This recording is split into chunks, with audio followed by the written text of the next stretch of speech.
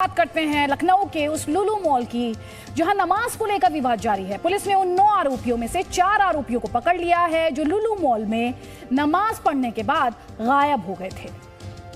और आपको उन 4 आरोपियों की तस्वीरें दिखाते हैं। ये है वो 4 आरोपी जो कि पुलिस की गिरफ्त में हैं। इन चारों के नाम हम आपको बता दें। इनके नाम है आतिफ खान, मोहम्मद लुकमान, मोहम्मद नोमान और रेहान। ये चारों मॉल के पास लगे सीसीटीवी और लखनऊ के चौक चौराहों पर लगे गए सीसीटीवी को खंगाला गया और उसके बाद इनकी गिरफ्तारी हो पाई है।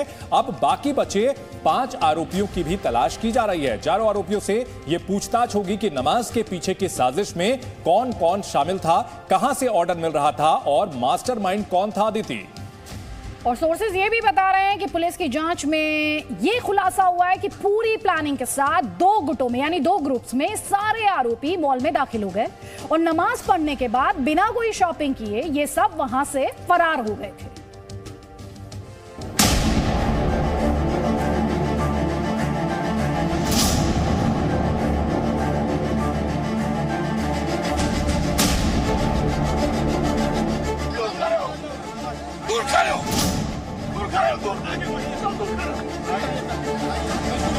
अयोध्या के संत जगत गुरु परमहंस दास लखनऊ पहुंचे थे नमाज के बाद लुलु मॉल का शुद्धिकरण करने, लेकिन पुलिस ने मॉल के बाहर ही रोक दिया और जब रोक दिया तो परमहंस गुस्से से लाल हो गए।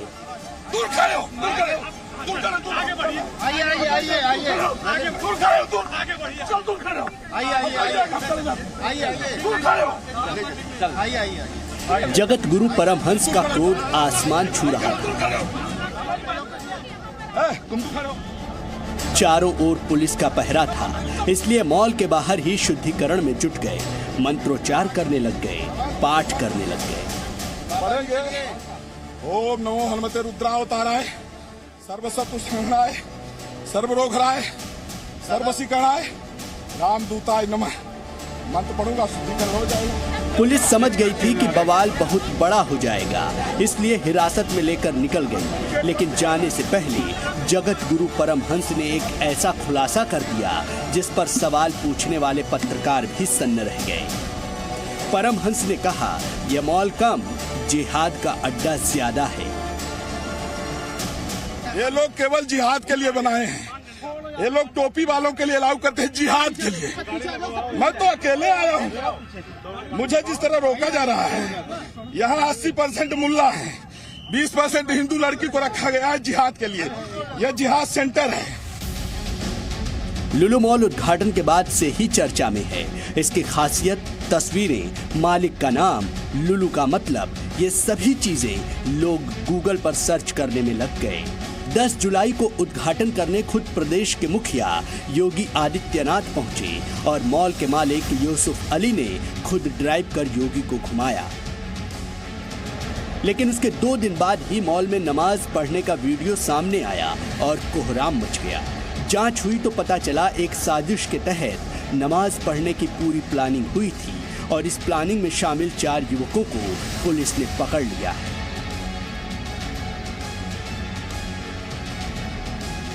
पहला आरोपी है रेहान, जो लखनऊ के इंदिरा नगर का रहने वाला है।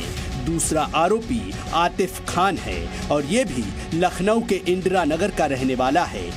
तीसरा आरोपी है मोहम्मद लुकमान, जो सीतापुर का रहने वाला है। चौथा आरोपी मोहम्मद नोमान सीतापुर से आकर लखनऊ में बस गया था।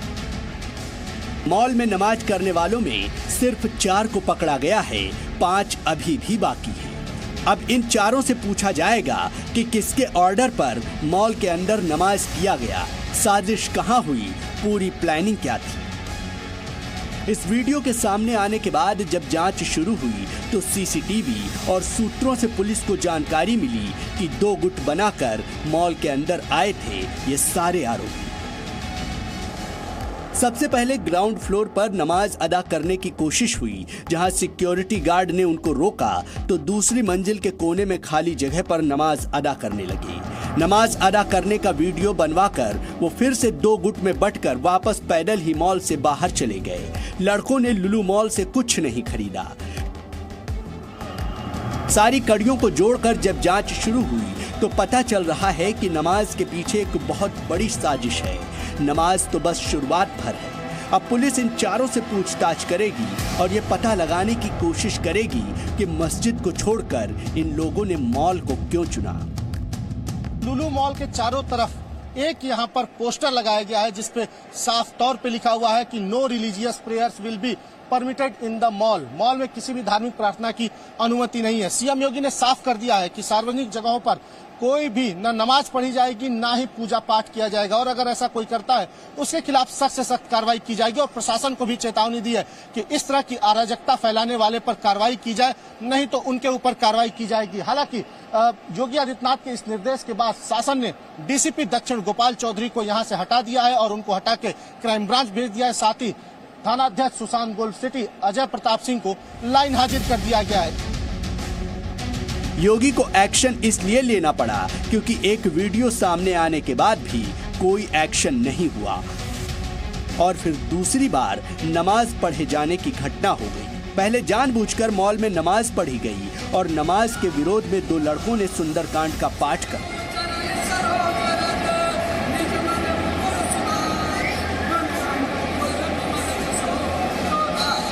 लखनऊ में एक मॉल खुला है, वह मॉल अपने व्यवसायिक प्रतिष्ठान को लेकर काम कर रहा है और उसको लेकर के राजनीति का अड्डा बनाना, अनावश्यक बयानबाजी जारी करना और उसके नाम पर फिर सड़कों पे प्रदर्शन करके लोगों के आवागमन को बाधित करना और बार बार लखनऊ के प्रशासन से कहा गया सबके बावजूद भी अराजकता पैदा करने और सांप्रदायिक विद्वेष की स्थिति पैदा करने का जो कुत्सित प्रयास हो रहा है, यहाँ पे लखनऊ प्रशासन को बहुत गंभीरता से इसको लेना चाहिए। इस प्रकार की किसी भी शरारत को स्वीकार नहीं करना चाहिए। सख्ती से ऐसे तत्वों से निपटना चाहिए जो अनावश्यक मामलों को बढ़ावा देकर के माहौल खराब करने का प्रयास करते हैं।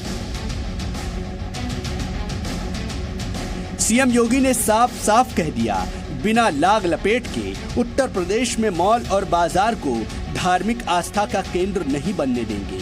लेकिन इसके बावजूद अखिलेश यादव की पार्टी को लगता है कि ये सब बीजेपी की राजनीति का हिस्सा है। उत्तर प्रदेश में इसके पहले समाजवादी पार्टी की सरकार थी, तब तो किसी मॉल के अंदर में नफरत की राजनीति देखने को नहीं मिली। जब से भारतीय जनता पार्टी की सरकार उत्तर प्रदेश के अंदर आई है, न यहाँ बेरोजगारी पे चर्चा होती है, न महंगाई पे बात होती है, न विकास की राजनीति होती है। मॉल के अंदर में भी नफरत की राजनीति ने जन्म ले लिया। इसके मतलब भारतीय जनता पार्टी की सरकार में सिर्फ नफरत की राजनीति होती है और कुछ नहीं। लुलु मॉल में अब सीसीटीवी से नहीं, ड्रोन से निगरानी की जा रही है, कहीं कोई बवाल ना हो जाए। कारोबारी ने सोचा था कि मॉल का उद्घाटन सीएम ने किया है तो लोग आएंगे, खूबसूरती देखेंगे, शॉपिंग होगी, कमाई होगी। लेकिन इन लड़कों ने मॉल के अंदर नमाज पढ़कर मॉल को थाने कोतवाली में बदल दिया है। अब हर दरवाजे पर हथियारों के साथ लखनऊ पुलिस का पहरा है। ब्यूरो रिपोर्ट, जी मीडिया। इस वक्त की बड़ी खबर आ रही है बिहार से। पीएफआई के जांच मामले में बड़ा खुलासा हुआ है। अतहर और अरमान के मोबाइल से सबूत मिले हैं कि उन्होंने नुपुर शर्मा के घर की रेकी की गई थी। सूत्रों के हवाले से बड़ी खबर, फिर रिमांड पर लिए जा सकते हैं अतहर और रहमान। पीएफआई जांच मामले में बड़ा खुलासा, अतहर और अरमान के मोबाइल से यह सबूत मिले हैं कि नुपुर शर्मा के घर की रेकी की गई थी। नुपुर शर्मा जो कि लगातार ये दावा कर रही हैं कि उनको जान से मारने की धमकी मिल रही है और उनके घर की रेकी की गई थी, जिसके तार पीएफआई जांच से जुड़े हैं। बिहार में जो पीएफआई के मॉड्यूल का खुलासा हुआ है, अतहर और अरमान के मोबाइल से सबूत मिले हैं और अब अतहर और अरमान को फिर से रिमांड पर लिया जा सकता है। इस वक्त की बड़ी खबर।